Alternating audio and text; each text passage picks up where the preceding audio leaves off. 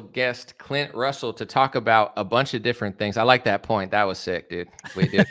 We can lock into stuff like that. That could really do well for my numbers because I'm not that good at thumbnails. So any edge I could get. But I'm here with Clint to talk about Trump's Israel and Ukraine first policies, kind of how I think it exposed his tariff policies, which I wasn't super mad at or annoyed at. I was like, let's see how it plays out. We're going to talk about all that.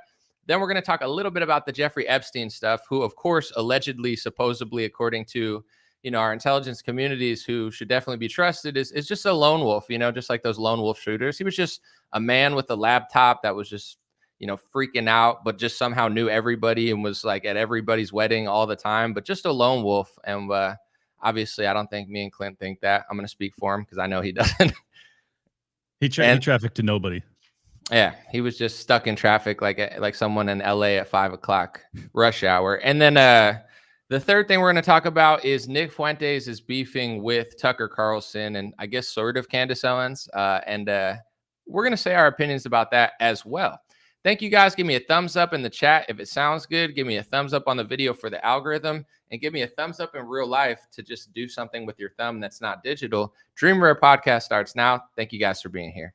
It's the Dream Rare Podcast. Welcome to the show. The way to get the news at the desk or on the road. Let's go. God is great and success in our control. The world is crazy, but we get better from obstacles. Yeah. What's up, everybody? And most importantly, what's up, Clint? How are you doing? I'm good, brother. I'm glad to pull you off your hiatus and to get back into it. There's a lot of craziness happening, as seems to be the trend line lately. So yeah, let's break it down, man. And for the people that care, I have a camera. You could tell the quality is better, and it's a 4K camera. I just don't know how to get the 4K to work, so I'm really on it. And the next time you see me, and every time you see me, it should either be this quality or higher. I know I've been a little inconsistent recently, and it's even annoys me. So I can't imagine somebody that's trying to watch my show consistently. We're dialing in on this. So thank you guys for being here, and let's get into the story. And the first one, I'm going to read a Sagar and GD post. I really like what Sagar's been doing recently, and I was going to put it on the screen, but we had some server errors out of my control on Streamlabs. Sagar said, the trade policy of the United States is currently conditional upon sufficient support from countries for Israel and Ukraine. America first. Obviously, that's how I feel, and I'll tell you why I feel that way. It's not just based off of thought. Trump, I'm not going to read the True Social because you get the gist and you probably already seen it. But if you didn't, he tweeted something out or truth something out on True Social, TM, trademark, copyright. And it was something along the lines of, Canada is recognizing Palestine as a state. And if they do that, then probably the trade deal won't work. So now he's using leverage to Canada saying that, our trade deal might fall through unless you basically don't recognize Palestine for Israel and Americans who like Israel and don't want Palestine to even be recognized. And then with today, he talked to India and he said India's buying Russian oil and essentially said, India should feel really bad with all the Ukrainians dying because they're buying Russian oil, and he's raising tariffs on them. And, I want to get Clint's opinion. I've been talking a lot here now, but just to wrap it up, and what I think very briefly is, I thought at first his tariff policy was actually like, okay, I'm not really a tariff guy. I think I definitely seem to agree with the people who disagree with them, but it's interesting. He's definitely head faking. He's, doing stuff that I've never seen. So let me be patient. Let me be calm. Let me not just bash Trump for his tariffs. Let's see how it goes. Let's see where it goes. Maybe this really is good for America. And there have been good things for America that came out of it. There's been bad things out of America. I've heard different stories from different companies, but overall I was like, it's a mixed bag. And then he comes out and does this. And I'm like, you just exposed your whole tariff agenda that you said was for Americans and was America first, when you're literally allowing trade deals to fall through based on what people think about Israel and Ukraine, which not only is Trump disagreeing and going back on what he campaigned on, which is ending the war in Ukraine, noticing that Zelensky and his handlers were a problem. Now Trump is almost working for Zelensky's handlers. He probably always has. And now he's saying it's Putin's the problem, Russia's the problem, and anybody who works with Russia is the problem. So now even our domestic trade policy has to do with the deep state and the uniparty's agenda in Israel and Ukraine. And I really think he kind of exposed himself. And kind of that's the best and worst thing about Trump is usually people just lie about it so you don't know what they're doing. Trump kind of always tells you and just lets you know right up front where his priorities lie. Yeah, well, especially if you pay attention to his actions. I was kind of in the same boat as you. I'm certainly, as a libertarian, I'm largely a free market capitalist, and I don't support tariffs usually. However, I did see viability in that if you use threats of tariffs or reciprocity with the tariff regime to try and beat down tariff regimes that already exist that make it impossible for American industry to sell to the rest of the world, that would be a net benefit and ultimately, free up the global economy and free up American enterprise in a way that could be really positive. If you're basing it off of whether or not people recognize the statehood of Palestine, you're not actually interested in benefiting the American people or the American economy or lowering tariff barriers, broadly speaking. You are interested in punishing people that go against your donors. Um, and I think it's really that simple. So I'm I'm disappointed. I'm not surprised. But what I am more disappointed and angry about is the response to India today, and browbeating them for not or for purchasing oil from Russia. It's just so obvious to me that Trump is now, whatever instincts he had or intentions he had to pursue peace, it seems as if he's abandoned them, or at least if you want to steel man his position, he's decided that it's impossible to negotiate peace with Russia unless you put up a huge fight and punish them economically, and he thinks that this will lead to peace. But that's me giving him a lot of credit where it may not be due. So that's concerning for sure, man. We'll stay on these topics. I mean, they all everything we're talking about intertwines, but I just want to read an article that came out really, I would say definitely today, maybe right before the live stream. Reuters reported that the US links 1.9 billion in state disaster funds to Israel boycott stance. So now the Trump administration is essentially trying to say that states and cities will not receive funding to prepare for natural disasters if they choose to boycott Israeli companies. Where I try to explain this to people, because I know I have friends all over the aisle, like in person, obviously, like real friends. I mean, I appreciate my internet friends. Obviously, you guys are awesome. And maybe we'll meet someday at a conference. But like in person, I have friends that really love Israel, people that are skeptical. And I always try to explain to my friends that are super pro-Israel for whatever reason, whether it's ethnic, religious, just opinion. I say, I don't care who you support. You got to understand why so many people are getting annoyed. It's like, if I can boycott Walmart and receive state and federal funding, but I can't boycott an Israeli company, it's just becoming so obvious that the GOP prioritizes Israel over everything else. Like, can you support Israel without passing IHRA, anti-Semitism, international hate speech laws into America on every level? No, you can't. Even Eric Adams does it. Kathy Hochul, Schumer. It's bipartisan. They all do it. It's one big club, and we're not in it. And AIPAC funds most of Congress at this point, it seems like. I was looking into it last week because I knew that obviously AIPAC, and there's more than AIPAC. That's just like the one that everybody sounds off on. But I was looking into it because I wanted to know. I wanted to know how far-reaching it was, and I wanted to know how bipartisan it was.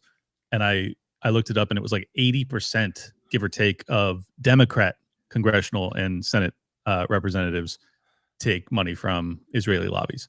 And I was like, wow. And then I realized also that they receive on average more money than the GOP, probably because it's less popular to the Correct. Democrat voting base. So they actually have to take more money to get people to take those marching orders. But yeah, it's extraordinarily pervasive. It's extraordinarily bipartisan. And everybody at this point is going like, I don't like this. Or not everybody, but more and more people are being willing to say it, at least. And I think you and I have been doing that for a while now. Yeah, and this is my thing with people that support Israel. Say you want to support them, you want them to win the war, you want them to do whatever, right? I'm an American citizen. Can you do it without passing hate speech laws for them? The GOP can't. It's really weird. Can you do it without passing special boycott laws that say that states have to basically pledge loyalty to them? You can't. It's a little bit weird. Like, you go down the list of stuff. Can you do it without going after college students who never committed a crime, who are non-citizens yet are here legally, that just wrote an op-ed against Israel? Oh, you can't do that? I saw Pam, and I didn't want to get into this because it's just another one of these things that's going to come and go. But Pam Bondi tweeted about some incident between a girl and a guy on a college campus where I think she shoved him or something. They were fighting over Israel. And it's like, listen, I'm not for any sort of physical altercation, obviously. But in school, It's like I got in a fight in 3rd grade. It's like Pam Bondi didn't show up. You know what I'm saying? People do crazy stuff at schools all the time. It was so I'm not minor. saying no one should get involved, but it's like for the Justice Department to come out on Twitter and be like, it's like, didn't some white lady get beat up at a concert, by a bunch? In Ohio, I mean, that Right. was vicious. I don't remember Pam Bondi. Well, maybe she did talk about that one too, because it got big publicity. But and I mean, then just think about this too. Mike Johnson just like put Congress into recess, and then he appears 72 hours later at the Western Wall to kiss and take photo ops. Randy Fine, the same. Randy Fine got dropped from the AIPAC website because he was gleefully talking about starving Palestinians, and so they backed off. 3 days later, he shows up at the Western Wall kissing it this morning. It's just getting to the point that it's so over the top obvious that if you're paying attention at all, it's insulting, it's infuriating. And look, my premise from the outset of this war and long prior to it was I don't have any ill will towards Israel or the Israeli people. I don't want to have their concerns taken as a priority over American concerns, particularly from American politicians. It's like, is that some outlandish position to hold, that I think that my congressional representatives ought to represent me first before they do a foreign country? And, since the war broke out, it's just become so over the top. I mean, when they had Netanyahu come and speak in front of Congress, and there was like a 90-minute speech, and there was like 90 standing ovations. Maybe it was 45 minutes with 45 standing ovations, but regardless, it's basically a standing ovation every minute. There's not enough, is what you're saying. There should have been more standing ovations. Exactly what I was saying. Yeah. Okay. But it's just, I mean, that's nuts. That's absolutely nuts. And they did a similar thing with Zelensky, and I don't like that either. I hate that. So I think that's the position I take. And if it's considered hateful, I'm just over it. I'm like, I don't care. I believe it strongly. Let's say that the Congress was passing, right? Because me personally, I can't speak for everybody, because there's some haters out there that just like hate a lot of stuff. I don't hate any country, any people. Like, I see the beauty in everything. It's just, I don't want to live everywhere. And obviously I don't want other countries to be prioritized over us, obviously. Yep. But let's just say this. Let's say there were Saudi Arabian speech laws being passed into America called the IHRA, Saudi Arabian speech laws, where it's like, you can't criticize Saudi Arabia more than other nations. You can't criticize American Saudis.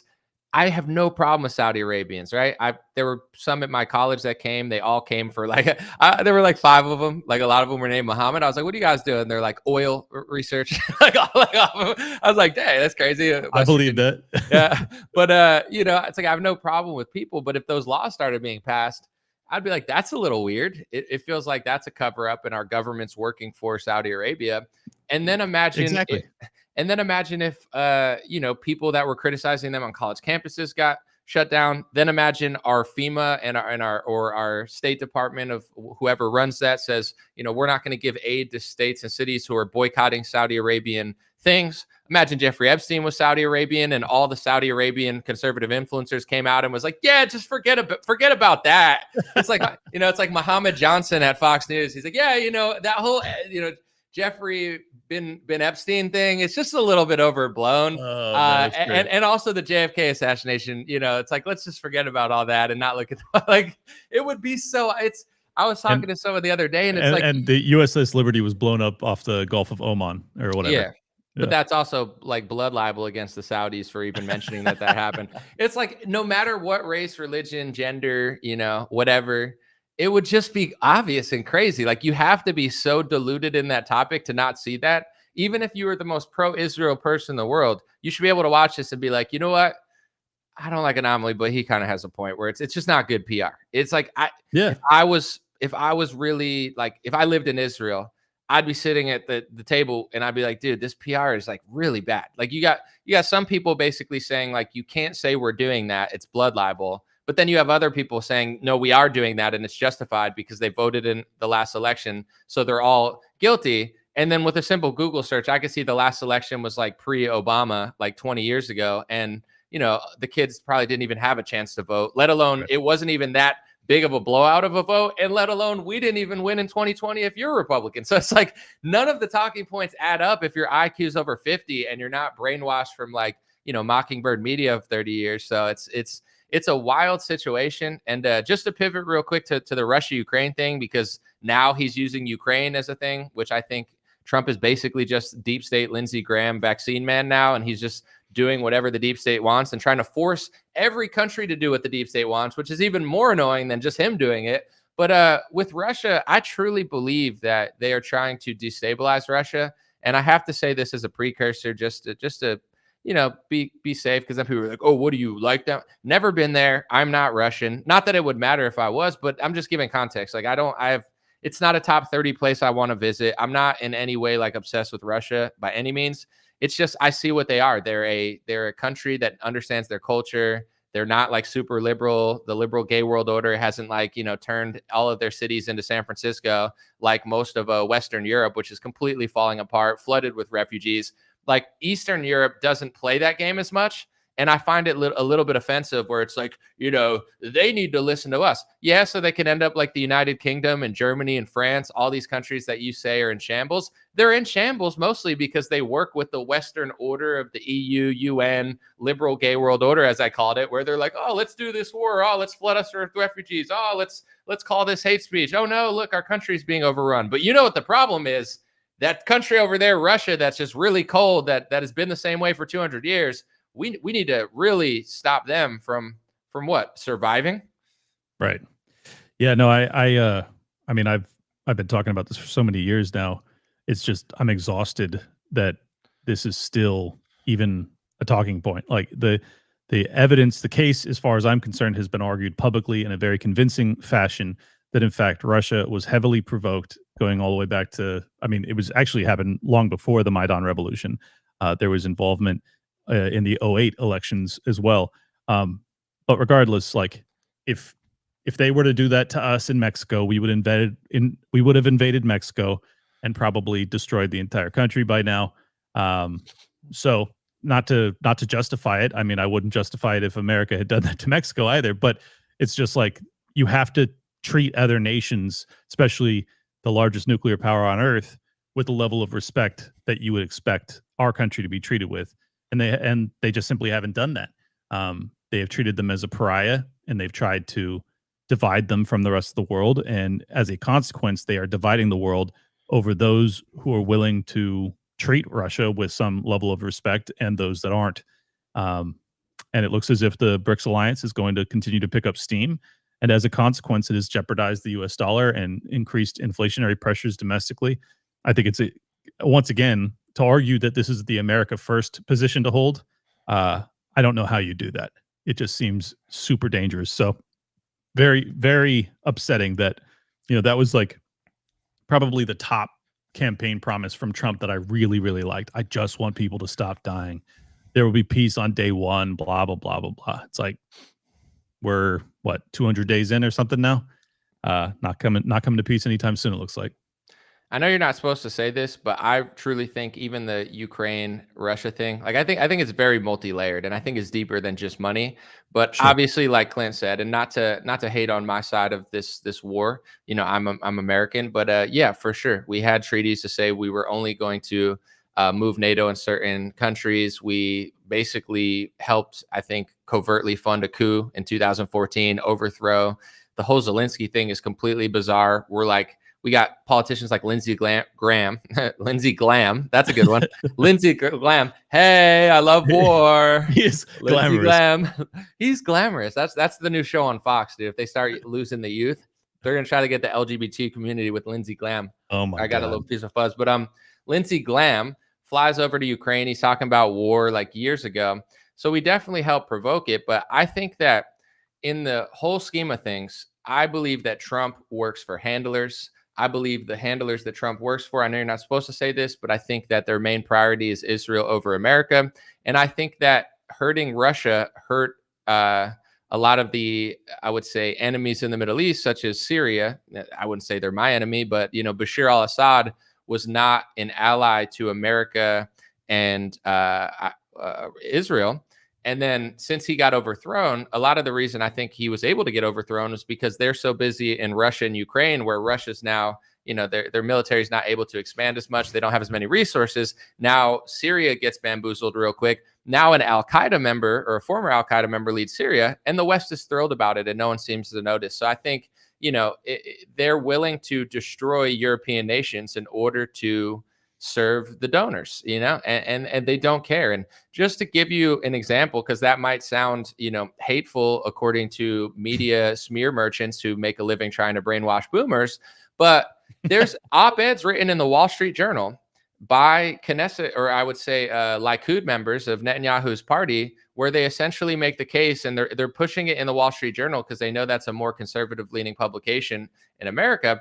And they're saying, America and Europe should take the refugees from Palestine. And basically their logic was, why not? You took the other ones from the other Middle Eastern wars. What are a few more refugees going to do to you? They don't care if they collapse all of Europe. I'm sorry. They want to, they want to benefit themselves, which makes total sense. It's just, this is my problem. They have every right to say and do what they want for their country. Why is most of our Congress and our politicians not working for our country? Because if our politicians aren't working for us, it's no wonder this country's falling apart. Well, and then on top of that, why don't we have a right to say no?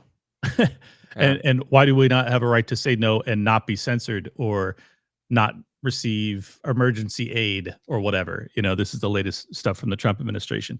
It's just getting to the point that it's so egregious. And I think that you connected some dots that people really need to think about deeply. The fact that, and I think this is really like high like 98% probability that the Russia-Ukraine war was set off because of exactly what you described, that Russia was the top ally to Syria. They intended to topple Syria. If Russia was not in a, existential war on their southern border, they would have intervened to save Assad, and that could not be allowed. And then you add to the fact that, like, you had John McCain and Lindsey Graham on the ground 2016, 17, 18, 19, like, this is a year of offense. We're going to take the war to Russia, blah, blah, blah, blah, blah. And then a couple of years later, Russia finally, says enough and invades. But it's like, it's just amazing to me that people talk about as if it's unprovoked. And the tell was you had politicians saying it over and over again, the unprovoked war of aggression from Russia. And it's like, oh, you guys are all repeating this line because it's totally fictitious. Like, it's a total lie. And I think it's the same scenario with October 7th, which I'll save your channel and leave it at that. But you guys get the point I'm making. Wars don't begin on the day of the invasion. Okay. Like, there's a lot more that leads up to them. And it's very important that people understand them if they want to try and prevent wars in the future. But yeah, I'm sick of it, man. And it's not justification too. It's like a story where you could even condemn the attack and the horrors, but it's like, if you want to go from point A to point Z, you can't start at point N or O. It's just convenient to do that because, and here's the sick thing that they do is, like, they use the tragedy and then they say, like, this is not only the starting point, but this is like the be all end all, and like your life is going to be ruined. Like, we'll use that almost to, like, make you walk, like, do this, go here, go there with this. And you're like, and then you got to be like, wait, I don't, like, no, of course that's horrible. But at the same time, like, I want to say this. They're like, but you can't say that because of this. And you're like, I can't say it. Like, 9/11 happened in 2001. So now I can't remember what happened in 1930. Like, obviously I'm American. I would never justify that, but it's like, that's what they do. And then they, like, freak you out. Same with, like, a school shooting where, like, that happens. And then they're like, oh, Clint, you like the Second Amendment? They're like, I always have. And they're like, yeah, but for the next 4 weeks, you're going to really feel the pain of having the same stance you had. And we're going to act like you're the reason that everyone's dying. And it's like, dude, it's a really scary, when people do that point. Too. It's really important people understand too, why that frame is set that way. If you begin history on October 7th, then there is no argument against Israel responding. I mean, obviously, like, no, you'd have to be a lunatic. Not to interrupt, but obviously, like, let's just say it started on that. Do you still, like, this is my counter argument for people that have it as well. Like, still, is everyone in that area responsible?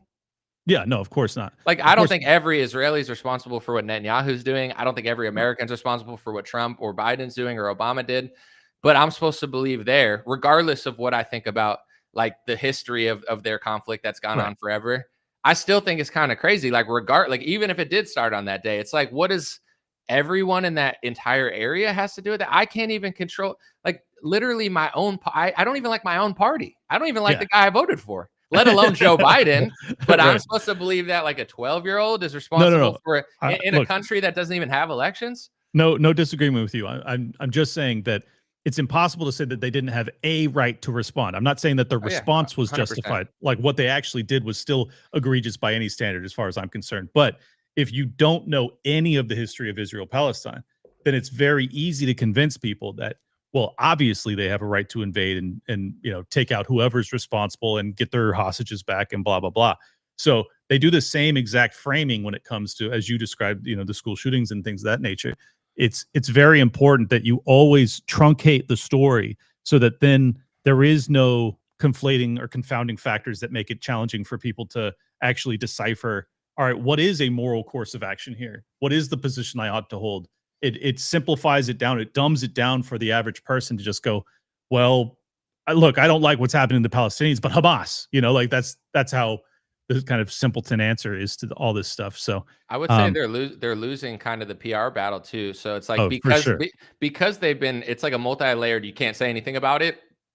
And then also, like, let's just say hypothetically, I'm like, I 100% will allow them to do whatever they want because it's their country, right? It's their survival, it's their country, it's their 1,000-year war, 2,000-year war.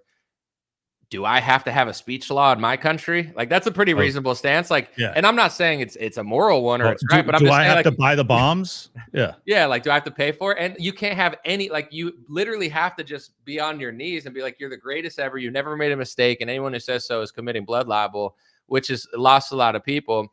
Before we move on to the Epstein thing, I guess I'll just, be even more controversial. But I think similar with same thing I thought about Russia with China. Once again, me and Clint's probably more libertarian than I am, but I'm libertarian conservative. You could put a label on it, but I don't. You could ask me a question, I'll give you an answer. I think that way because I don't know that I agree with anybody. But I'm not a communist. I'm not Chinese. I mean, you could call me Chinese if you want, but it probably won't stick because I don't look very Chinese. But in general, I have nothing to do with the country. I've never been there. Once again, but I don't think they're like our enemy either. I think all of our stores are filled with their goods. So if we ever fought them, it's like we're at a huge disadvantage to some extent because like all of everything that we're building everywhere is with their stuff for the most part.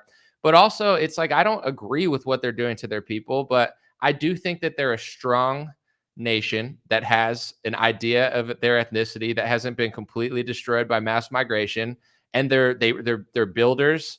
They have a safe country. I mean, obviously it comes with mass surveillance and like a little bit psychotically, but that I wouldn't do. But it's like I look at, and Tucker talks about this sometimes too, and I see where he's going. Like when I travel around the country, I like to go to nice, safe areas, right? I don't care what people are looking like, whatever. I just don't want to be stabbed. I don't want it to be disgusting. And in America, it's getting more and more uncommon. Like theft is it's out of control.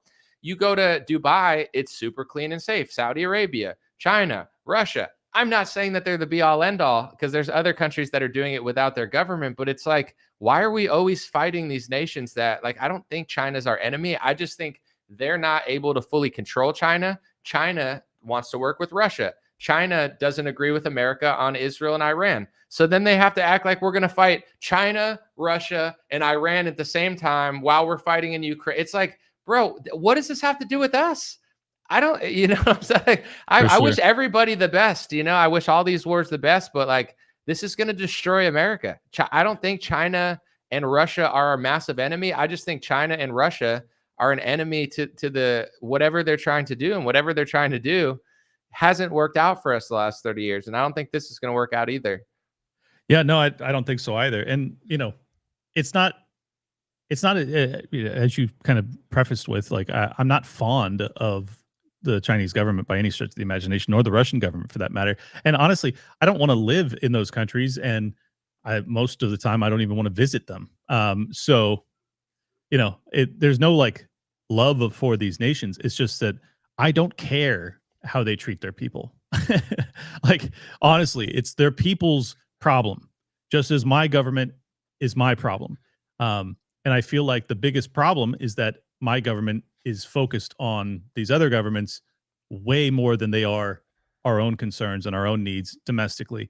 And that's the primary reason that I mean, it's not the primary reason, moral reason that I'm anti-war, but also just from a pragmatic level, like if we continue to fight all of these wars across the world to the benefit of other nations, usually, if not entirely, well, then how do we expect to survive and thrive? And then if you want to get really controversial, we should talk about why, like you were talking about how these cities were clean and they're safe. You won't get stabbed or whatever. There is a really interesting connection to the fact that like these more authoritarian nations lead to those outcomes. But there was this one exception, and it was America pre-mass immigration. And then you'd have to have a conversation about what happened in terms of demographic changes. So we won't go there, but you know what I'm saying. Can I just, I'll go on a little rant and then we will talk about the Epstein stuff. Like, I love America, but it's just becoming disgusting in the cities. Like Los Angeles, I lived there for 10 years. It's absolutely disgusting. It's an embarrassment.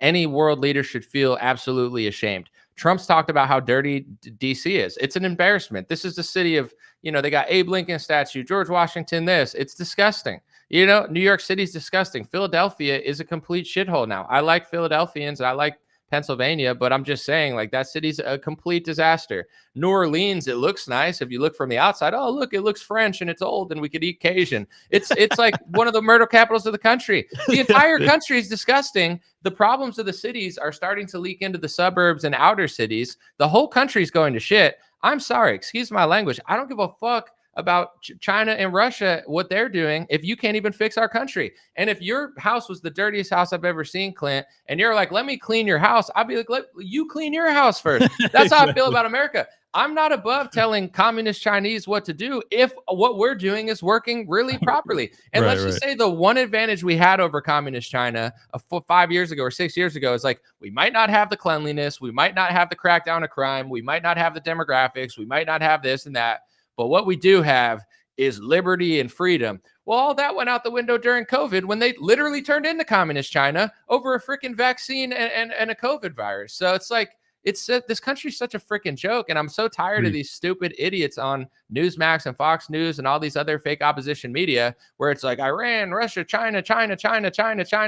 We get it. We know what you're doing. We know who your handlers are. We understand. Yep. I saw one of these morons on Newsmax the other day. He's like, well, what if Ghislaine Maxwell is innocent and it was the Biden administration? What if your IQ was 5 and you couldn't even do the research into who her father was or even just what she was doing herself?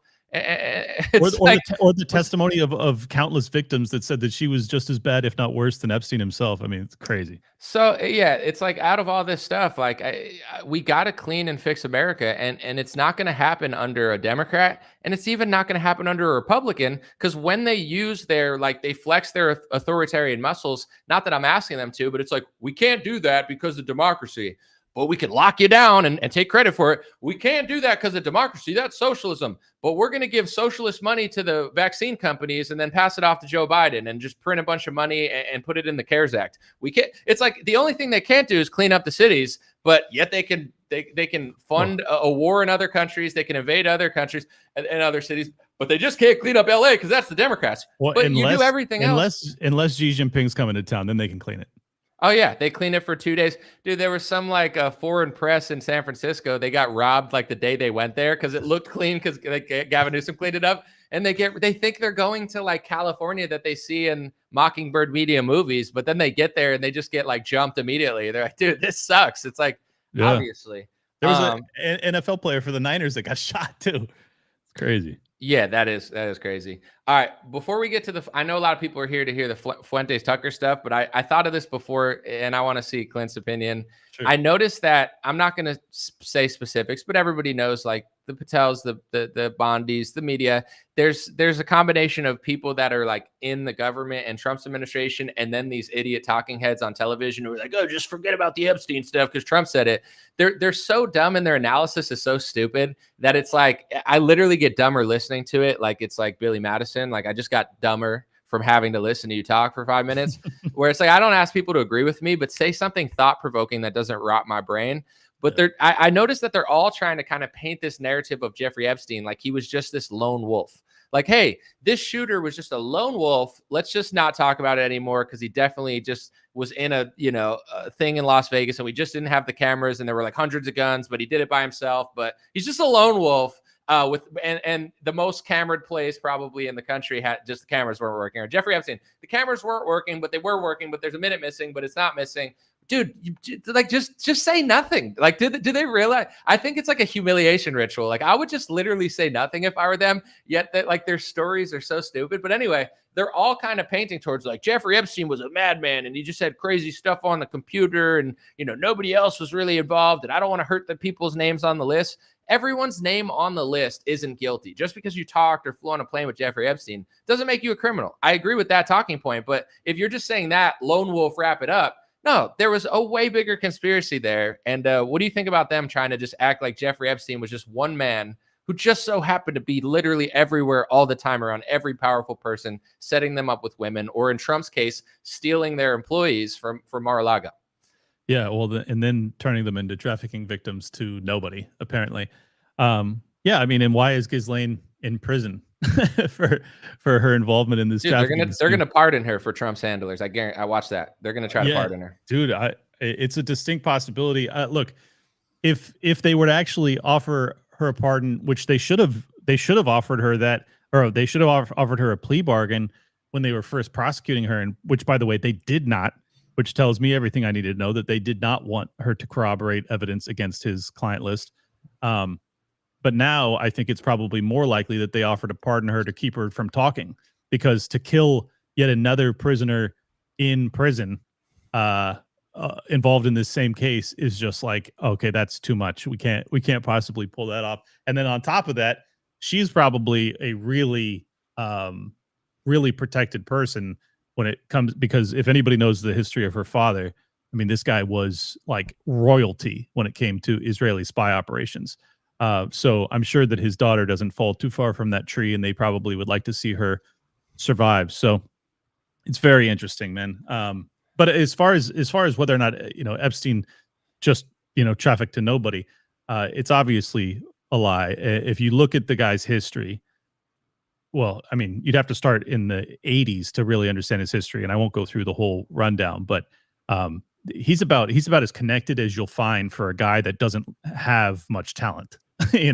Like, he's basically just an accountant without scruples. He helps, move money and hide it, allegedly. That's like what his main goal is. But he gets his start in Iran-Contra, and then he like evolves, just stepping leaps and bounds into the highest levels of finance and science and tech and everything else. And every step of the way, he is building out a Rolodex or a contact list of the most powerful and influential people. And that's like his priority at all times. He's got multiple private jets. He's got multiple of the largest mansions in whatever state he's buying in, including New York City. You don't get there without having extraordinary connections and extraordinary talent, or you come from an incredibly wealthy family. He did not. So there's something more to what this guy was doing. And the fact that it's being covered up so aggressively, especially after so many people in the Trump administration argued adamantly the same things that you and I are arguing right now. They did that for years, and now they head the FBI, or the second in the command of the FBI, or the Attorney General of the United States, and now they're telling us there's nothing to see here. There's no there. These people are lying. They've lied egregiously. People ought to be upset. And the fact that Trump supporters, any Trump supporter, is permitting this is mind-blowing to me. So I looked up Robert Maxwell. I talked about it in another stream, but I have it up here to be like more specific. So her father also owned Maxwell Communication Corporation, which owned Macmillan Inc., which were American history books. And then they formed a joint venture with McGraw-Hill. Most people, I would say, if you ask them what history book they remember, it's probably either Macmillan or McGraw-Hill. Those are, I remember. I had both. Yep. Dude, those were literally all my books. So it's like he owned the company that owned all our history books. It's like ridiculous. Did you read your Epstein history, guys, boys and girls? Did you read your Maxwell history? Exactly. Do you like your Epstein wars and your Epstein speech laws? I always say we're not getting the Epstein files. We're getting the Epstein speech laws, the Epstein wars, and the Epstein policing in America. And here's the thing: if you really like, obviously there's a lot of speculation, which is obviously hateful because it's not hateful what he did. It's hateful that people think about it. And it's like, just tell us then, it's like the dude, like you said, the cameras turned off and then the guards fell asleep. And Trump's like, I don't get why people care so much about Jeffrey Epstein. I mean, he wasn't that important in life. Okay. He was not that important. It's like, bro, he was literally the most high profile prisoner of our time, who they said that the guards fell asleep and the cameras turned off, which means that he's more powerful than everyone. It means he's above everyone. Yeah, and there had been no self-harming in that particular prison in, I think, like 10 or 15 years, because that's how like lockdown security that was. And he was on suicide watch, and they still, damn it, I did such a good job of not saying the word. Anyways, you get the point. It's anomaly on top of anomaly. Sorry. Hey, dude, I have nothing to do with this, dude. Okay, Clint, you're a third-rate libertarian, okay? You try to name me in the Epstein files. I'm at least, I'll do a Thomas Massey in response. I'm at least second rate. Okay, but yeah, no, I mean, the story is crazy. And then there's another thing people need to understand. If, like, by the way, there's been books written about Robert Maxwell. Like, I think it's called Israeli Super Spy or something like that. But this is not like some hidden secret. It's like not a mystery. He had every living Israeli intelligence head at his funeral. Every single one was at his funeral, and he was buried like Mount of Olives or whatever it's called, like the territory, the land that is preserved for the most precious of Israeli contributors. Really? I never heard that, but I Yeah, never really. That's the truth. And there was multiple prime ministers there, and every single Israeli intelligence head, like 6 of them, were at his funeral. If you want to tell me that just happened because he was some media magnate, you're out of your mind. They were there because he did work for them. Well, my Maxwell history book from McGraw-Hill and Macmillan told me that that's not true. So I believe my Maxwell history book. And the Epstein media channel I watch is, told me that that's not true. Think about how disturbing that is. Like, I know you already brought it up, but I want people to like really internalize how crazy that is. That Robert Maxwell, an Israeli spy, owned the media company that was responsible for teaching you and I. Like, that's literally the books we read growing up. Were sold to the government that then indoctrinated us. That is so mind-blowing, and it's true. Grok said it's unverified, but because I asked, I was like, is he a spy? I think like a couple weeks ago, I was curious to see, but no, I didn't know about the stuff about the funeral. I got to look into that. Well, and then one more point. I forget I think it was, I don't want to say which wrong guy. I think it was Sharon. Yeah. Anyways, former Israeli prime minister shows up to Epstein over 35 times, documented from 2000. I think it was. No, 13. It wasn't Sharon. It was someone else. I don't know the name, but I know he was the one that they like photographed in New York, right? Where he's like, yeah. No, it wasn't Sharon. It was someone else. Anyways, former. Hey, Sharon was a good man. You don't smear his name on it. You don't libel him on here. Yeah, my bad. We're anti-defamation here. Okay. Didn't know I was being interviewed by the ADL. Yeah. Anyways, so this Israeli prime minister shows up. This is after Jeffrey Epstein has been convicted of soliciting a minor for sex. Which is, rape. He meets up with him from, I think it was 2013 to 2017, documented over 35 times. That's a 4-year period. I don't see my family 35 times in a 4-year period. This is the head of Israel sitting down with Jeffrey Epstein, which, by the way, he was also partnered with Peter Thiel on Palantir. It was Ehud Barak. Ehud Barak. Thank you. I was blanking on his name. Leave my boy Sharon alone. Yeah, Sharon's a saint. I bet he's terrible too. But anyways, now the Anons in the comments are gonna be like, "Anomaly just said he's boys with Sharon." I'm freaking joking, dude. You think I'm that important? But I do want to say before we move on, I know we've been on that, but I'm not mad. We'll talk about the Fuentes Tucker thing. Did you see the interview recently where, like, after Trump called it a Democrat hoax and says it's like a nothing burger, he finally started talking about how Epstein used to poach girls from Mar-a-Lago. Yeah, and dude, it sounded like he didn't give a shit at all about like what happened to him. He was just mad that Epstein took people from his job. Like, that's all he cared about. He's like, I got the best spa, and I told him stop taking people from my spa, and he did it again. I said, you're out. Which the reason that I'm not saying it's funny, but if you could find humor and tragedy so you don't like freak out all the time and stress yourself out, like everybody was saying, like all the big Trump supporters were like, Trump kicked Epstein out of Mar-a-Lago because he knew he was a pedo. Trump kicked him out because Trump knew he was a bad guy. Bro, he just confirmed that he doesn't give a shit about any of that. Nope. It was only because he was taking his employees. If they weren't his employees that he was poaching, I don't think Trump would have even noticed or cared. And that's like the best thing about Trump is even when he's being such an egotistical, completely ridiculous person, most people will just lie and just say something that sounds good. Like, yeah, that he was really bad. Trump can't even bring himself to lie. Like, he just shows you exactly who he is. And he's like, I know, he's man. only concerned. He's like, we got the best spas at Trump. And I told him, stop taking my employees. I need him there. And he took another one. I said, you're out, Jeffrey. That's it. And I'm like, any word about what might have happened to your employees with him? Or no, he was just a lone wolf guy that just it's unbelievable. took him to Taco Bell. And I think he was talking about Virginia Giuffre, who was like one of the most, well-known victims of Epstein. And yeah, that she worked for Trump in his spa. And then Epstein basically went there, probably got a massage, and then talked her into leaving and coming to work for him. And yeah, I think it's so important that people really think about what that says about Trump. That like Trump is not remotely upset with what happened to any of the victims of Epstein. He is just upset that Epstein, who he looked at as an associate / probably quasi friend, had stolen an employee and then trafficked her. Yeah.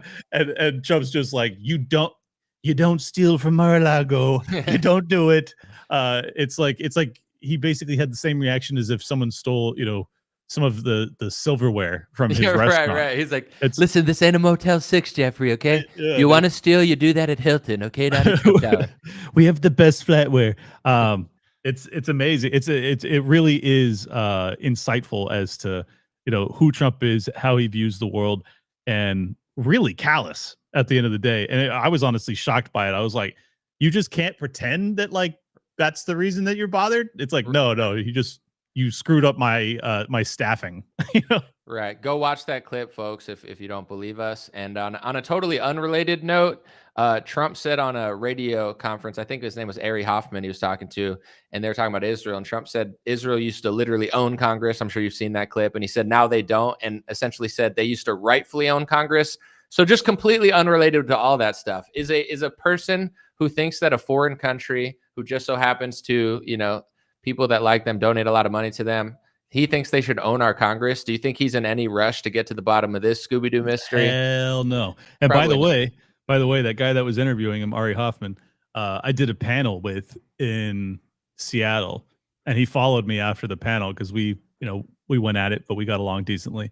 And then I started, after the war in Gaza started, I started to tweet more about how I don't like our relationship with Israel.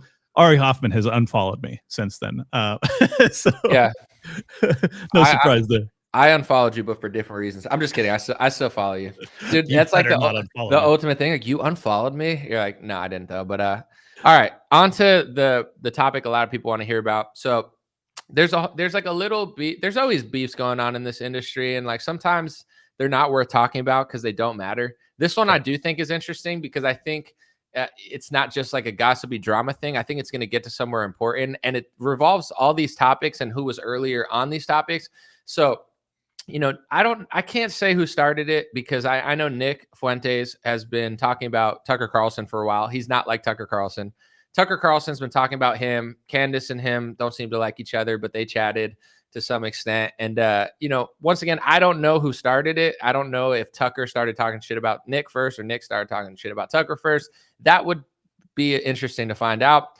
But anyway, Tucker was talking to Candace, and he kind of, was going at Nick. So Nick responded and basically said, Tucker's a gatekeeper. Tucker's father used to work for the CIA, which I think Tucker admitted at some point, and basically was saying that he's trying to falsely frame Nick based off of like, I don't know, based off of some things he said. Or I saw that also Tucker Carlson said that David Duke is a Fed, which only the federal government would know, but I don't even think that's true, to be honest. But with all that being said, here's what I will say is like Nick is not Tucker. Tucker's not Candace.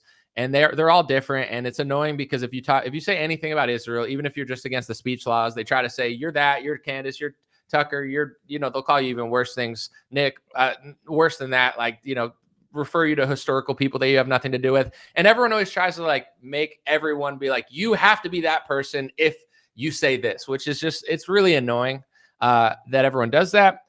But what I will say is Nick, regardless of all the crazy things that he's done, and he's definitely inflammatory. He likes to make messed up jokes. He doesn't care about people's feelings. He's a good speaker. He's funny, so you could tell, is it comedy? Is he not joking? It is what it is. But on the Israel topic and this sort of stuff, he was way earlier than Tucker, earlier than Candace by a long shot, and Tucker by even more. And, Tucker's been in the news for 30, 40 years. I'll say this, and then I know I'm being long-winded. I'll give it to Clint in a second. Pat Buchanan, and even David Duke, for that matter, to be honest. I mean, obviously, he's got his own skeletons in the closet that has given him horrible PR his whole life. But they've talked about AIPAC and the Israel lobby, essentially, for decades. And if you find old videos of Tucker Carlson, he's smearing people like Pat Buchanan, who's not David Duke, and just like, I guess he was running for president. He was a politician. But in general, like Tucker used to do the same things that he's doing to Nick now to Pat Buchanan and say, this guy's crazy. I think this guy's hateful. And the same thing that Tucker used to do to Pat Buchanan for talking about the Israel lobby is what now the media and politicians are doing to Tucker Carlson, including Trump. They're calling him crazy. They're calling him insane. So I know that, just to be fair, like Nick doesn't always have humility. He attacks people a lot. And there's people that I don't think he should attack that he does, but it's his life. He can say what he wants. But I will say this, it goes to all sides. I don't think anybody's necessarily innocent. They're all grown people having a conversation. But I think Tucker Carlson just started talking about this stuff a year or two, and he was part of the establishment for decades. And then even when he was a Republican, not part of the establishment, he never talked about this stuff. And this is what I wonder. And even Candace, she's been talking about it for years. For a couple of years, she wasn't. She worked at, Prager, Daily Wire. She definitely like got her way into that and then started talking about it over the last couple of years. Everybody is allowed to evolve and learn whenever they want, switch, pivot. I don't think it's a bad thing if people, in my opinion, come to their senses or say something more brave. But I do think personally, it comes across wrong when you're bashing and smearing someone who did it years ago. And I just wonder where, for me, I don't think I'm the smartest person in the world. I'm not an idiot, but I got into politics in 2016. I was 24 years old. In 2019, I figured out that Americans or Republicans were passing hate speech laws for Israel. And in 2019, I was essentially blacklisted, and I gave myself a virtually 0% chance of actually getting a job at any of the places that there's money in Republicans. Nick, we're very different people, said very different things, different controversies.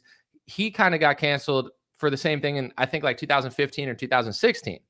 So I think for certain people, and just from the outside looking in, it's like Tucker played inside ball for decades, like really inside ball, like starting wars inside ball, smearing Pat Buchanan inside ball. Now, within the last year, he starts talking about this topic and he wants to smear people who've been talking about it for decades. I like Tucker Carlson a lot. I don't agree with his approach to this. And even Candace, I like Candace. I know Candace. I'd rather talk to Candace about this than talk about her about this, because I could talk to her and have an interview at any point.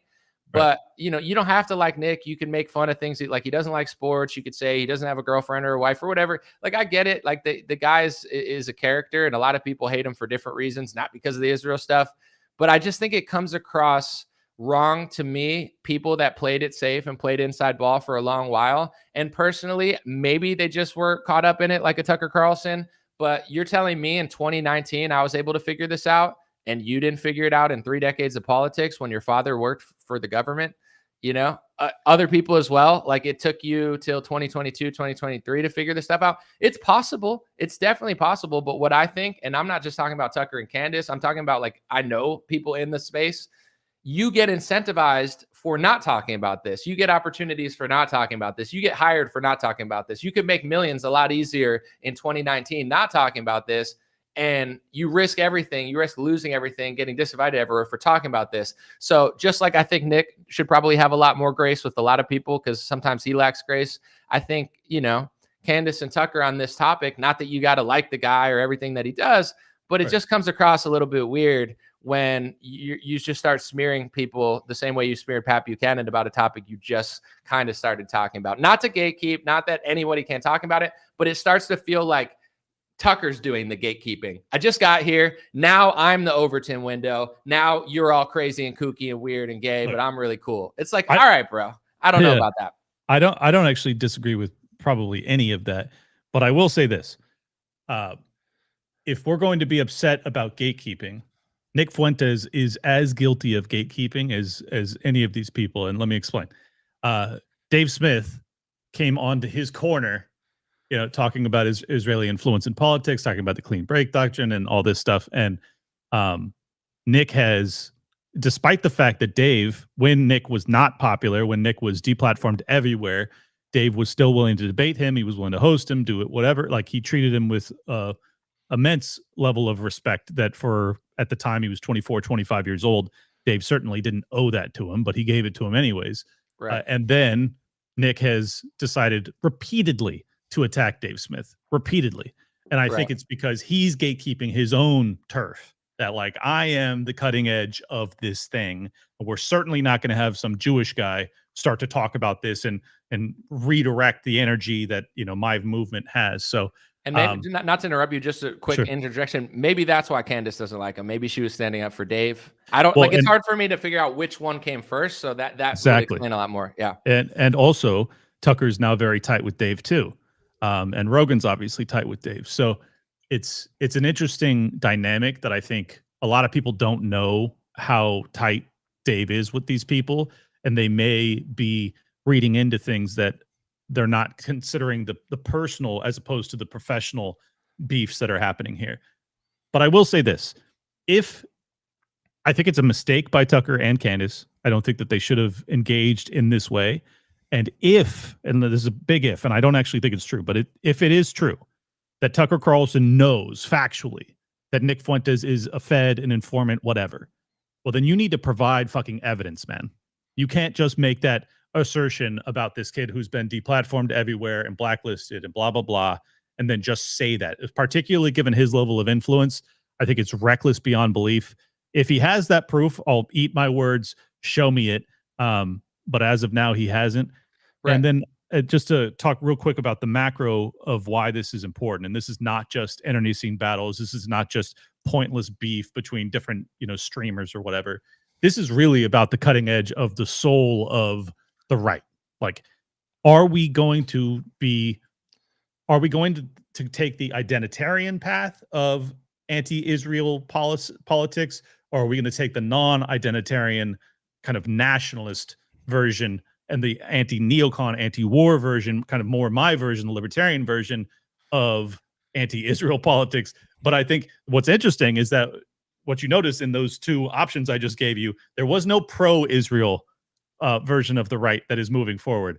And I think that's really interesting, that's where this fight is at now, that it's like, are we going to be pro-nationalist, or are we going to be anti-Israel? Like, are we going to be pro-America, or are we going to be anti-Israel? That's kind of how I view it. Or anti-Jew is really kind of the Fuentes camp. So, yeah, I mean, a lot to unpack there. I guess with Dave, like, I like Dave. I think he serves an interesting purpose. And, I think just to possibly try to unpack why people feel the way they feel, Candace is friends with Dave.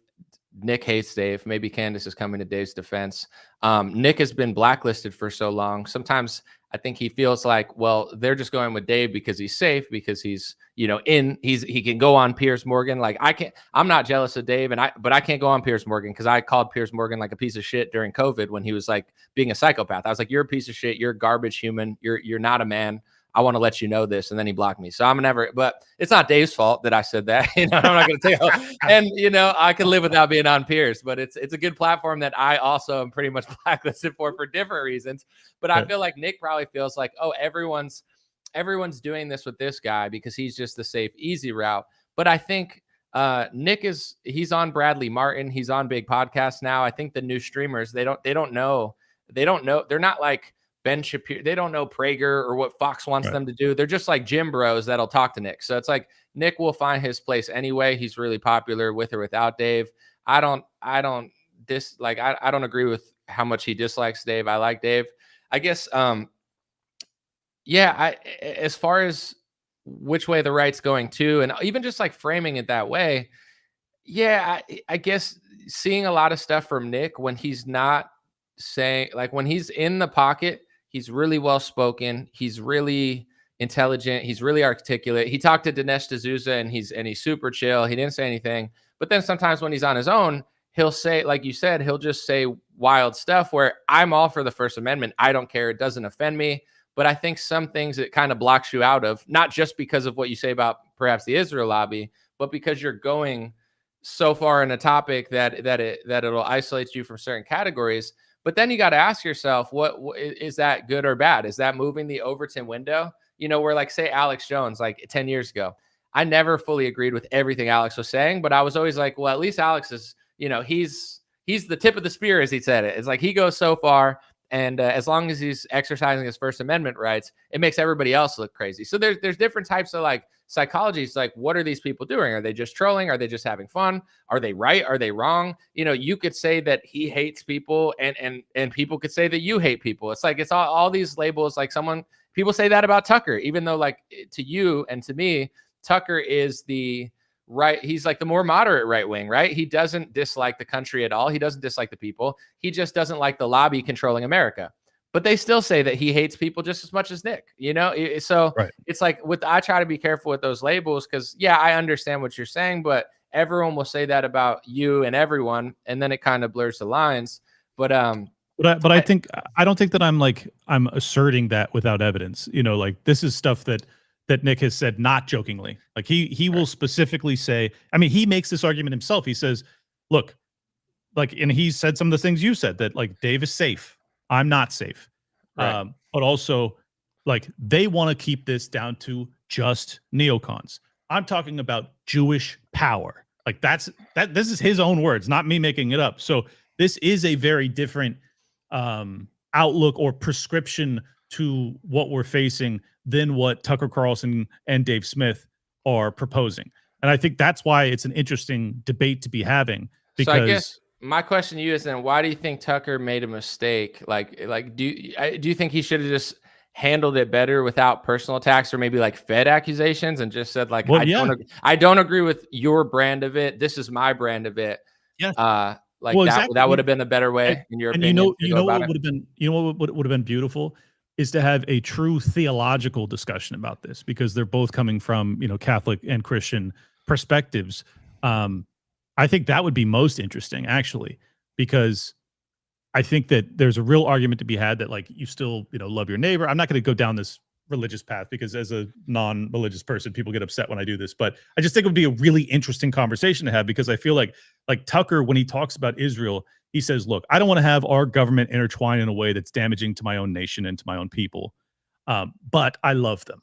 You know, like, that's the Christianity that I know and kind of appreciate, is like, love people of all walks of life, you know, regardless, but still prioritize your own people. That's kind of the conservative aspect of the Christian conservative label, right? Right. And then Nick has much more of a vengeful, Right. at least the way he talks about it. Right. That's fair. Kind of Old Testament versus New Testament debate over this issue. I think it would just be fascinating. And what I'm saying is, yes, Tucker Carlson is way too influential to say, without providing the evidence, that Nick Fuentes is a Fed. I think that's totally inappropriate. If he knows that for a fact, and if he has that evidence, well, then put it out and nuke this kid's career. And if you don't know that, then don't say stuff like that. That's terrible. Well, same with David Duke. You don't have to like David Duke. Obviously, he has a history that everybody knows about, because you've seen it in every headline every single time. But it's like, he constantly says that David Duke is a Fed as well. And that's one interesting thing that Nick brought up. Like, with this whole thing, I'm kind of like from a bird's eye view, because not to distance myself out of cowardice, but I don't feel like I'm really 100% like anybody. I like Tucker. I like Candace. I've heard some things on Twitter from Nick that seem like super on point. I like this debate with Dinesh, but I don't feel like I'm exactly the same as anyone. And sometimes I disagree with all of them on different reasons. So that's just the truth. I like them all, including Dave, who's one of my good friends. I disagree with all of them at times. Right. But with all that being said, it's like with Tucker, the one interesting thing that Nick brought up is like his dad used to work for the CIA, and even Putin in that interview was like, "You wanted to work for the CIA too," and Tucker like was flustered and kind of said yes. Where it's like, I don't, Trump is a Fed. He's the head of the Fed. It's like there's a lot of people that like Feds because they like literal politicians who work for the federal government. So I'm not saying everybody who works for the government is bad, but it's like Tucker, in my opinion, like, and this is my unprofessional guess. Like if anybody works for them, it's probably Tucker. And I don't dislike Tucker, but it's like, I mean, David Duke literally worked for the government. He was, I think, a congressman at one point. Nick, I don't, I think the things that people bring up were the fact like the January 6th stuff, where I think he said that they froze his bank account and took money. Other people feel like he got off, which they accuse him of like making, like there's, I guess like from the outside looking in, it's an interesting case because everybody's calling each other Feds, like the Spider-Man meme. And then I'm sitting here like, I try to be very careful with what I say. Like I'm not trying to falsely accuse someone. They do that with the Patriot Front too. I don't know if they are or aren't Feds, but everyone just says Fed, Fed, Fed, Fed, Fed, because it's a bunch of white dudes who aren't fat that like dress up and go like do community service. And they're trying to do like the pro-white thing, but not reckless. They're almost like the opposite of Fuentes, where like he's more like just trolly, like you said, vengeful. Like he'll say stuff where I'm like, yeah, I don't agree with that or believe that, but I can't tell if he's joking or not. Like he's an interesting character because when he debates somebody, you could see him, you could be like, oh, he could be on Fox News easy. Like he can behave, but then when he's with his own people, he'll wild out, but then he'll make a joke and then he'll not make a joke. So he's like a very interesting character where you're like, you're not sure if he's kidding or not. And and he has different kind of hats he could wear.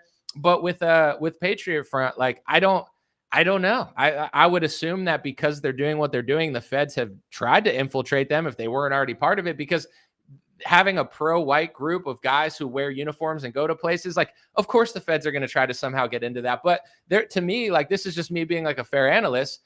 Maybe they're very well organized, not doing anything illegal, and really figured out the law to be like, we can do this legally, and it's going to shock a lot of people, but we're going to do it right. Like, it's almost like if you do this, you're a Fed. If you do this, you're a Fed. You do this, you're a Fed. Everyone's not a Fed. I mean, some people probably are, but I think the right wing, they always just like will call anything a Fed that seems too crazy for them. Like the only one who's not like, and here's the wildest part too, is the organizations that these people like let's just say Turning Point USA. I'm not saying they're Feds, but Charlie and that organization is so tight with government people. You know what I'm saying? Like, dude, they're the number one, like all the biggest people in government talk at their places. So it's like people that watch like Fed content all the time, or people that are like worshiping Trump, who's the head of the literal federal government. They'll be like, everyone's a Fed that doesn't just go to a MAGA rally and yell. And it's like, possibly, but yeah, like you said, I think it's a little, I just like, I don't like when I see the other side smear people for not saying what they want when they want. I don't know that everybody that Tucker says is a Fed is a Fed. And like you said, I think he's connected enough where if they were, he could probably like show people the proof. So now I guess just to pass back to you, from an outsider looking in, Tucker's calling Nick a Fed, Nick's calling Tucker a Fed.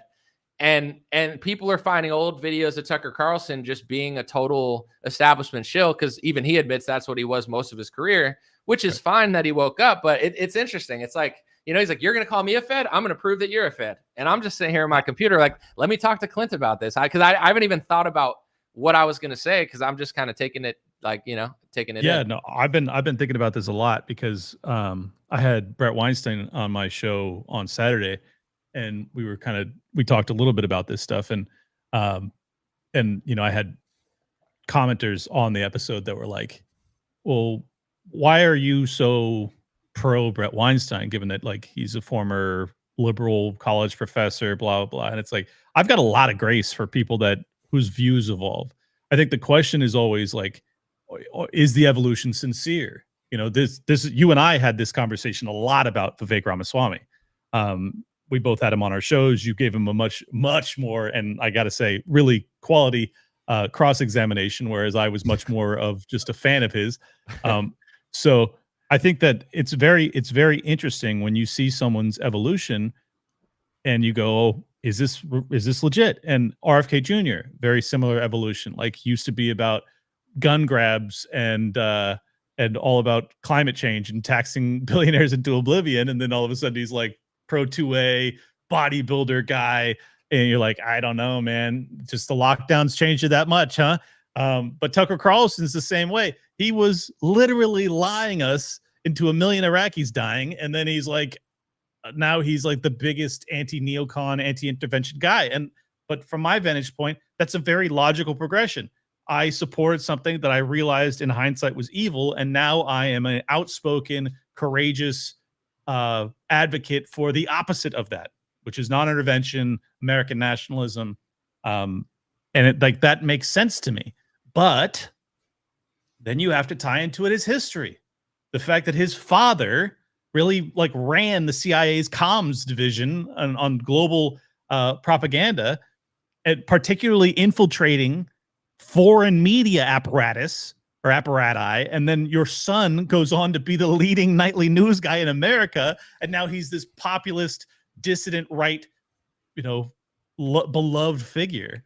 And he also applied to be in the CIA, and these are all true things. So how can I know that his evolution is legitimate? But then you put on that side of the scale, you put on the other side of the scale, he has on Scott Horton and Dave Smith and all these people that I really, really respect, who absolutely are sincere and telling the truth as best as they can. And would the CIA want that? Would they want to help Dave Smith get bigger? That doesn't make any sense to me. So basically, I say all that to say this: I don't fucking know. I don't know. I wish I knew. I guess the argument for both sides, just because once again, I don't know either. The argument for he's not is the reason that I like Tucker is yeah, of course I don't agree with everything he says or every guest, but I think net positive over the last couple of years is he's been way more courageous, way more brave, having on interesting people with counter narratives and just things that I've never heard at such a high level. Cause there's a difference between someone small saying it and Tucker Carlson. He reaches way more people. And then on the counter of why it could be that is I feel like, if they know that this movement's growing, they're like, we need to get ahead of this movement and we need somebody to kind of lead this movement because we can't have somebody else lead the movement. You understand what I'm saying? So that's the argument of why it could be. And with definitional controlled op, that's the argument that I think Nick is making, is that Tucker is there to put people back on the plantation. And given that Dave Smith is a rising star and Scott Horton is as well, wouldn't you like them to have a personal relationship with the top, dissident guy who's in fact just corralling them to make them only talk about the things that are still within the Overton window that apparently the people in power are okay with? If you want to go full Alex Jones tinfoil hat on this, I can do it all day. I don't know what the answer is. I'm just saying I find it odd because I know factually that Scott Horton and Dave Smith are the realest of real deals out there. So for Tucker Carlson to be putting them on these massive platforms with millions of viewers is that's confusing to me, that the CIA would want these guys to do that. So it's just very complicated. Yeah, and I wonder too, I don't want to speak for others because it's a tricky, if you're really trying to be honest, you're not going to like everybody, but you don't want to beef with everybody. So it's say Candace, Tucker, Nick, they're all different, but at the same time, they're all mega superstars. Candace, I think, is one of the biggest political superstars in modern history. The numbers she pulls, her trajectory, she's massive. Tucker was the #1 guy on Fox, turned one of the big podcasters in the world. I don't know, but it's let's just say you had to have a 1 and a 2. Tucker and Candace might be 1 and 2 of the biggest superstars. I mean, maybe some of the comedian podcasts like Theo and Joe Rogan and stuff, but they're easily top 10 of the biggest right-wing influencers. And especially if you go to the category of critical of the Israel lobby, they're all 1, 2, 3 is probably Nick, Candace, and Tucker all in different ways. Candace does her own thing. Tucker does. Couldn't disagree. Couldn't agree more. So this is what I wonder is one, of course, the organicness or inorganicness of it could be debated, but it's do you think it's I don't want to say ego thing, but it's at the end of the day, everybody's trying to persuade the public, all of them, right? This is what I think. This is why the war in Ukraine is a lie. This is why the Israel lobby is doing this to America. This is why, Trump made a mistake. So do you think that they just want to be #1, or do you think that, because even for me, I pick and choose my spots, where with all 3 of those, it's I disagree with a lot of what they say. But I guess I can't really explain it, but sometimes I see something where I'm just inspired to talk about, today, and other times I don't. I really don't like Mark Levin. I really don't like people that like. There's people that really bother me, and then some could watch and say, well, why don't these people buy you? I don't know. I'm a human being, and that's how I feel. But no, dude, I feel like for them, they're choosing to beef with each other, right? They easily could just stay out of each other's way and be like, yeah, I don't agree with you, and say it gracefully, like, listen, he said some stupid stuff, some crazy stuff. He said some this stuff, that stuff. Tucker said some bad stuff. I don't like his guest, but I appreciate what he's doing. Like, that's a graceful way to go about it and disagree. But they're all kind of choosing to be like, you know what? F you, and F you. Yep. I don't like you. You're a Fed. You're gay. You live in a basement, or your dad worked for the CIA. And it's they chose that. I don't know. They chose the war path. Look, I will say this though. I think there is just something about people that like they reach the apex of a career, and you can say this about any industry, but certainly the independent media industry is like, you got to be, just to even think that you could be in this world and thrive, you have to be a little bit of a psychopath. and then to think, because this is a killer world, like this is not easy. And then to think that you're going to be the top guy in this industry that is like so ultra competitive anyways, to be the top three people, which I agree with your assessment that in terms of like populist right-wing figures, particularly anti-Israel or non-interventionist, whatever. I mean, real quick, you could call it that because labels or whatever, but I don't, because I get called that all the time. I don't think I'm anti-Israel. Well, I'm not either. But I'm saying I would say critical of their influence over America at the detriment of us. Right. I mean, obviously, some of these people that we're talking about have said way more, like you said, but like I wouldn't call like Tucker anti-Israel. No. When you do it, it's almost like you're caving to but at the same time, I don't know. These are all just words. People are going to use them. I gave a slash though. I said anti-Israel / non-interventionist, like basically American nationalist, which is what I said earlier. Is I think that's what makes this debate interesting. Is like those are that's the real dividing line between the Fuentes and the Tucker camp. Is like, are we doing this out of like love of country, or are we doing this out of malice of the foreign land? And I think Nick does it for both reasons, whereas I think Tucker does it primarily just for love of America. But then again, he could be a CIA agent, and I'm totally an idiot. So who knows? Damn it, I lost. I had a broader point that I was going to make. But so yeah, you have these top three people in this industry that's already killer competitive.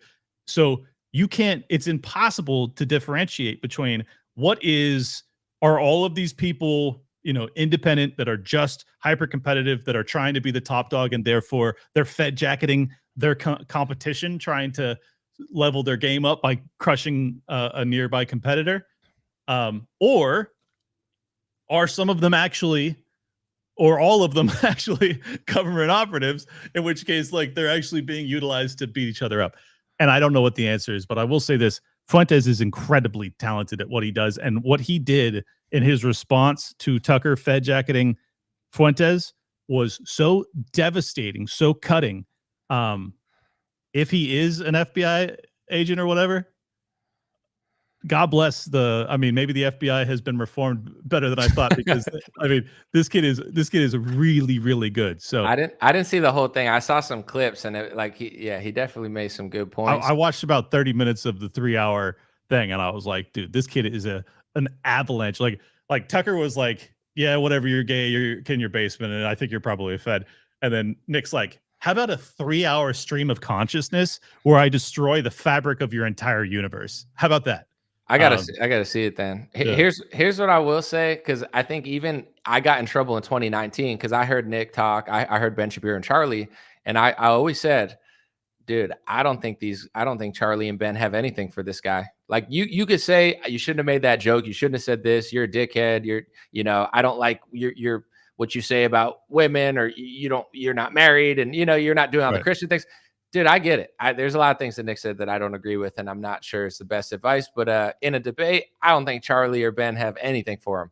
Here's the interesting thing: Tucker and him did talk. I didn't fully see it. I've only seen clips. So I don't.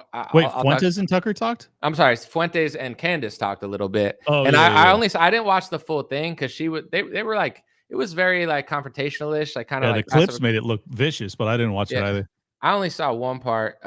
Maybe I'll talk about it in a little bit. But with Tucker and Nick, I mean, dude, if Tucker thinks he's just going to call him a Fed and be like, that guy's going to go away, I beat him, haha. This is where I'm saying it's a miscalculation. Tucker doesn't got to like Nick. He doesn't even have to talk to Nick. But dude, like you have to, I'm good at analyzing and knowing what I know, knowing what I don't know. And I think sometimes people want to act like they know everything, where it's like, yeah, of course, if you're well-rounded, you do know a lot of stuff.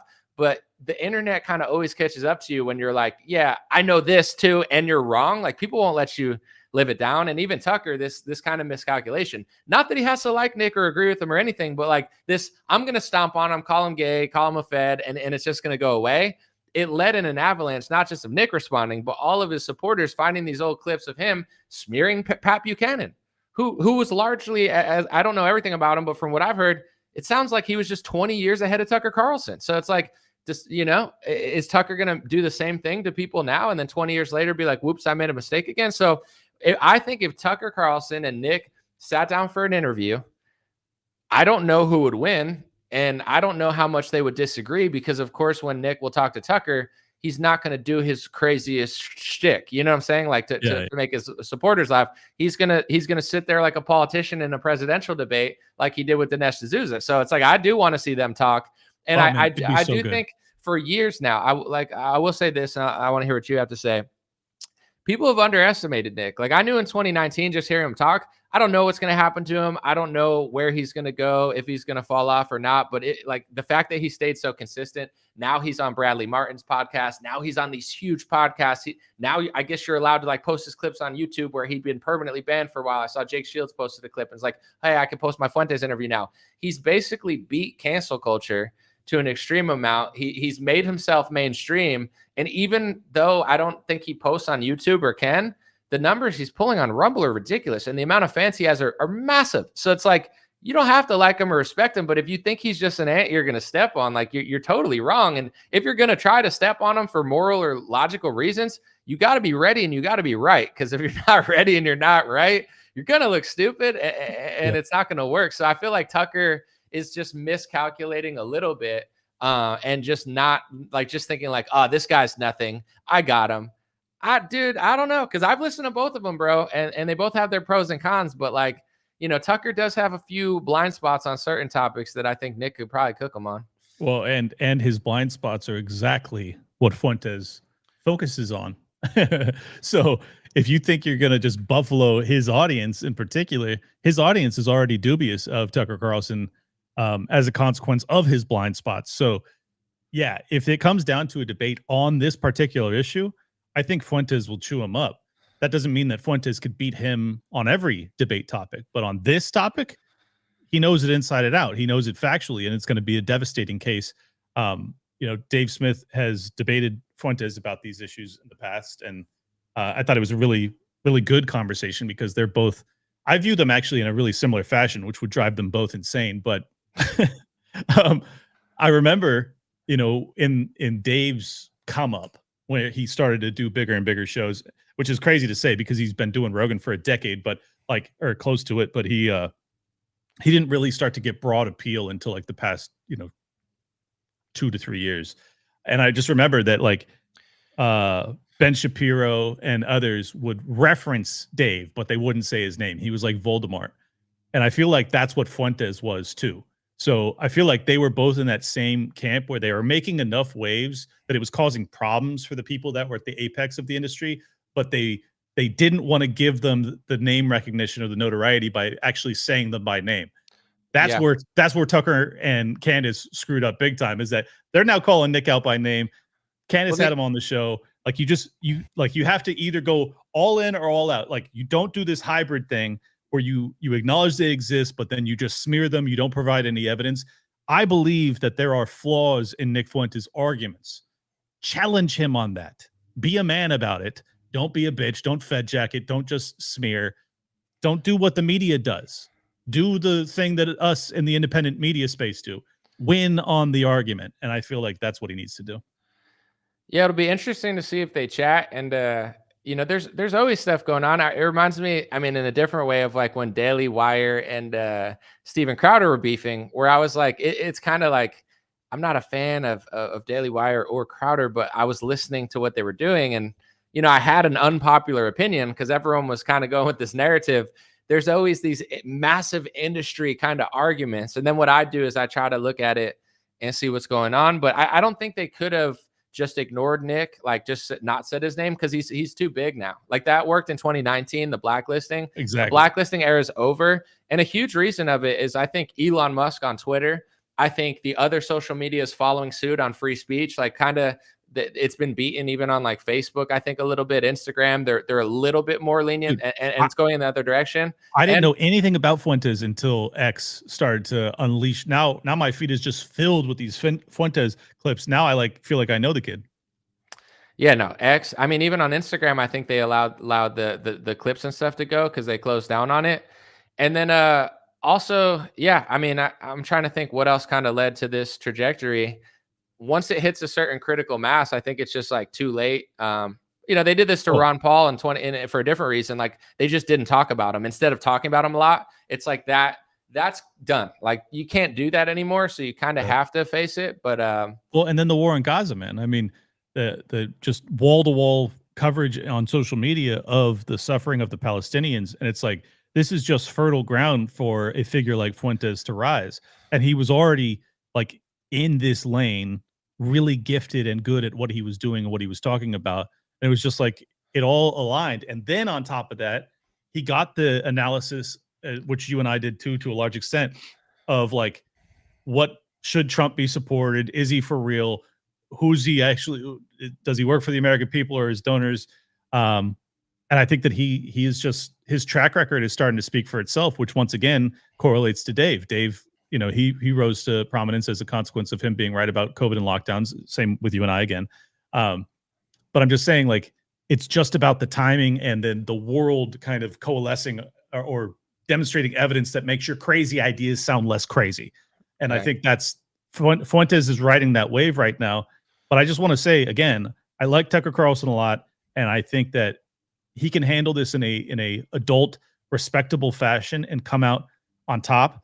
But he cannot do so by this middle ground media smearing thing that he did to, as you described earlier, Pat Buchanan or Duke or whoever else, or, you know, Ron Paul. He said crappy stuff about Ron Paul back in the day too. If he's truly a change guy, if he's truly evolved his positions, that he's no longer a swamp monster, that he's actually, you know, this leader of the populist right-wing movement, well then win on the merits of the argument, because otherwise you're a fraud. I think Elon did a good job of coming back from his kind of like misstep where he did that whole H-1B visa thing where he disagreed with everybody on it. But then he kind of like spurged out for 2 weeks and was like banning people, like deleting accounts. Dude, he went nuts over it. He's like, I need my H-1B workers. And you're like, dude, relax, bro. And he spurged so hard against people who disagree with him. But then he like fell back. And then like 5 months later, I feel like, I don't know Elon or like who he talked to, but I feel like he realized like, I can't fight this because like you can't like fight the internet on something like this. And Elon was trying to, and it was just hurting him. So now he stopped doing it. He took a step back. It seems like he completely adopted the other position. Same with like Charlie Kirk of what he used to say a couple years ago. And Elon's kind of like back in the green. I think also because of he's like exposing the Epstein stuff or claiming to. So that's a little interesting to some people. But I think with Tucker, it's that same sort of thing. It's like, he'll be fine. He's Tucker Carlson, but you got to figure out your game plan where it's like, either you got to just crush it, do your own thing, have them on, have a debate, have a conversation about it, in which I don't think they're going to disagree on as much as Tucker does, unless it just gets into a whole personal attack and he says you're CIA and he says you're a Fed.